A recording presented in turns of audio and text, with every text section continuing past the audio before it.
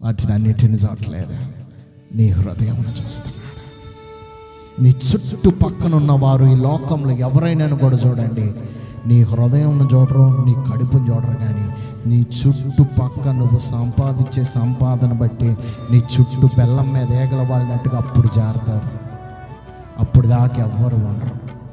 అవన్నీ నీ దగ్గర ఉన్న ప్రతీది కూడా మొత్తం కోల్పోయిన తర్వాత, నువ్వు జీరో అయిపోయిన తర్వాత, సమస్తం నువ్వు కోల్పోయిన తర్వాత ఒక్కరైనా నీ దగ్గరకు వస్తారా అండి?